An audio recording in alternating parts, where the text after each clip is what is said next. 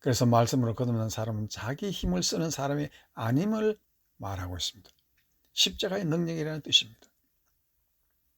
십자가의 공로를 깨닫지 못하면 내 힘으로 살려고 합니다. 그렇게 하면은 사람이 빨리 지칩니다. 그러나 하나님의 말씀을 받은 사람은 독수리처럼 높이 올라가고 실망하지 않고 또한 공중을 나는 사람이 되는 것입니다. 인간의 힘으로 사는 사람이 아니기 때문에 자기 자랑하지 않고 하나님만 자랑합니다. 내 이름 내려고도 하지 않습니다. 오직 십자가의 공로를 위해 사는 사람이 되는 것입니다. 바울이 하나님의 말씀을 깨달아 우리에게 전할 때 그는 오직 십자가만 전하겠다고 하고 있습니다. 모든 사람은 십자가에서 자랑이 나온다고 우리는 압니다. 사람이 참으로 겸손한 것은 그 사람이 바로 신이 되는 것입니다. 말씀으로 생각하고 말씀이 음식이 되고 말씀이 나의 영광이 될 때에 그 사람이 말씀을 받은 사람이고 하나님의 자녀로 신들이 되는 것입니다. 그와 같은 큰 축복받는 여러분이 되시기를 주의 이름으로 축원합니다. 이제 두 번째로 말씀을 받은 사람은 아버지와 아들을 깨달아 안다라는 의미입니다. 38절 말씀에 아버지께서 내 안에 계시고 내가 아버지 안에 있음을 깨달아 알리라.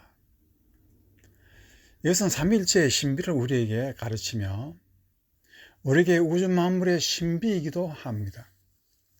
삼위일체를 깨닫지 못하면 하나님이 창조한 우주와 인간의 존재의 의미는 알지 못합니다. 우리가 창조주 자신이 부족함이 없는 분이신데 홀로 사셔도 행복한 분이신데 왜 그에게는 관계가 필요할 것입니까? 그것은 하나님의 본성 때문이라고 말합니다. 그래서 삼위 하나님 사이에는 언약 관계가 있고 죄 많은 인간과도 버릴 수 없는 관계가 있다고 합니다. 그런데 그 관계가 무엇이겠습니까? 언약입니다.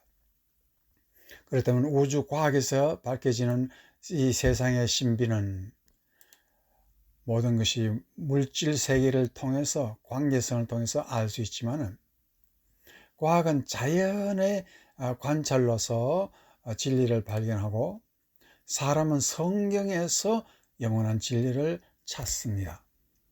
창세기 17장 7절 내가 내 언약을 나와 너 및 네 대대 후손 사이에 세워서 영원한 언약을 삼고 너와 내 후손의 하나님이 되리라. 여기서 한 가지 우리가 주의해야 하는 것은 아주 심각하게 생각해야 될 것은 언약이 두 종류가 있다는 것을 말하고 있습니다. 내가 내 언약을 겠습니다. 나와 너 및 내 대대 후손 사이에 세운다 겠습니다. 그리고 그것이 영원한 언약이 될 거라고 말하고 있습니다. 그러면 먼저 하나님께서는 하나님의 언약이 있고 하나님 사이에 있는 언약이 있고 하나님과 사람 사이에 언약이 있는데 그것은 하나님의 언약을 알면은 인간의 언약도 알 수 있다는 것을 말하고 있습니다. 그리고 17장 13절에 보면은 또 너희 집에서 난 자든지 너희 돈으로 산 자든지 할례를 받아야 하리니 이에 내 언약이 있겠습니다. 내 언약, 하나님의 언약입니다. 내 언약이 너희 살에 있어 영원한 언약이 되려니와 라고 말하면서 여기도 언약이 두 종류, 하나님 사이에 있는 언약과 사람 사이에 있는 언약이 있다라고 말하면서 19절에도 똑같이 하나님이 이르시되 아니라 네 아내 사라가 네게 아들을 낳으려니 너는 그 이름을 이삭이라 하라. 내가 그와 내 언약을 세우리니 여기서도 그와 내 언약을 세운다고 말하고 있습니다. 내 언약을 주어서 후손에게 영원한 언약이 되게 하리라 라고 말하면서 이 본문에서는 세 번이나 내 언약과 영원한 언약이 반복되고 있습니다. 성경 어디에도 이런 구절이 없습니다. 그러나 내 언약과 비교되는 영원한 언약의 차이는 무엇이겠습니까? 내 언약은 하나님의 언약이요. 또한 영원한 언약은 사람들 사이에 지켜야 할 언약이라는 것을 알 수가 있습니다. 그런데 하나님께서 가르치는 것은 삼위께서 세우는 언약도 아브라함에게 주신 언약과 그 언약의 핵심은 다 사랑이라는 것을 밝히고 있습니다. 그 이유는 예수님께서 십계명을 설명하실 때 한마디로 하나님 사랑과 이웃 사랑이라는 것으로 사랑이라는 것을 정의했습니다. 십계명은 하나님께서 이스라엘 자손에게 주신 영원한 언약입니다. 결단코 변치 않는 언약입니다. 그 언약 때문에 아담이 창조되었고 그 언약 때문에 인류는 죄를 지었습니다. 이제 하나님의 언약은 사람에게 주신 언약인 것입니다. 그러나 그 내용의 핵심은 사랑입니다. 하나님도 삼위 하나님이 서로 사랑하는 것을 가지고 우리 인간에게도 이 사랑의 법을 우리에게 주시는 것이 언약입니다. 그래서 요한복음 4장 16절 하나님이 우리를 사랑하시는 사랑을 우리가 알고 믿었노니, 하나님이 우리를 사랑하시는 것은 곧 하나님의 언약을 우리에게 주신 영원한 언약 때문이라는 것입니다.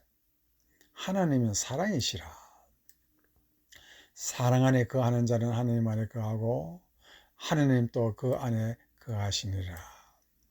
여기서 요한 사도는 아주 간단하게 설명하는 것이 예수님이 아버지께서 내 안에 계시고 내가 아버지 안에 있음을 깨달아 알리라 하신 말씀을 이렇게 언약이라는 관점에서 풀이해서 말하고 있습니다. 아버지는 아들을 사랑하고 아들은 아버지를 사랑하는 그 목숨을 서로 주고받는 그와 놀라운 사랑이 바로 언약의 말씀이고, 또한 사랑의 제물을 통해서 우주 만물의 존재가 의미를 가지고 있게 된 것입니다. 이것이 하나님께서 우리를 하나님의 형성으로 만드신 이유입니다.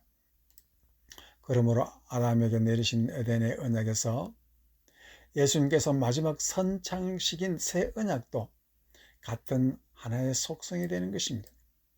그래서 시편, 구약성경 110편 하나님 사이에 일어나는 사랑, 신약성경 빌립보서 2장에도 우리가 하나님과 아들 사이의 사랑을 잘 그리고 있어서 하나님은 사랑이라는 것이 증거되고 있습니다. 그런데 또한 고린도서 13장에서 가르치는 사랑은 또 무엇일까요? 그 핵심은 십자가의 보혈에서 흘러내려오는 사랑을 두고 말을 하고 있습니다. 이제 사도행전 16장 말씀 13절에서 15절 말씀을 봅시다.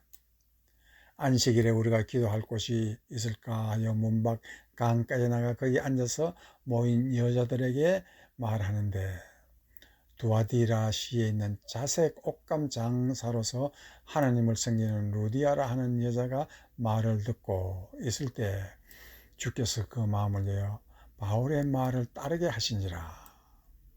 여기서 루디아도 바울의 말을 듣고 말씀을 받았다라는 그런 뜻이 되는 것입니다.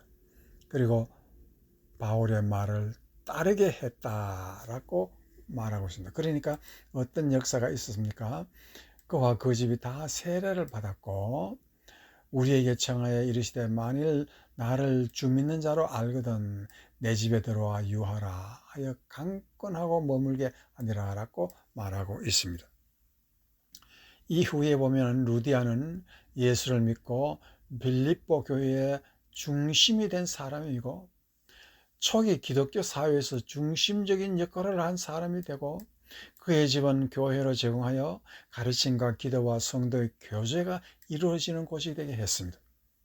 이로써 루디아는 초대교회의 성장 중심지가 되었고 여기서 바울과 디모데와 실라가 선교 중심지로 또한 사용한 것이 사실입니다. 이 모든 일은 한 가지 하나님의 언약이 어떻게 이루어지는가 하는 것을 증거하고 있습니다. 그리고 이 땅에서 신들의 행사는 너무 거룩하고 천국을 만드는 역사라는 것도 또한 알 수가 있습니다. 신들이라는 정의는 하나님의 사랑을 행하는 사람이다라는 그런 뜻이 되는 것입니다. 그들은 인간 세상 사람이 아니라 하늘의 사람입니다. 그래서 예수님은 천국이 여기 있다 저기 있다 할 것이 아니라 너희 가운데 있다 하셨습니다. 그것은 바로 천국 사랑이 바로 하나님의 나라요. 그것이 바로 하나님이 원하는 새 나라라고 말하는 것입니다. 사랑 앞에 두려움이 없기에 빌립보서에서는 어떠한 일이 있어도 기뻐하고 그들이 고통을 받아도 하나님께 영광을 돌렸습니다. 빌립보서 4장 4절에서 7절 주 안에서 항상 기뻐하라. 내가 다시 말하노니 기뻐하라. 너희 관용을 모든 사람에게 알게 하라. 주께서 가까우시니라. 아무것도 염려하지 말고 다만 모든 일에 기도와 간구로 너희 구할 것을 감사로 하나님께 아뢰라.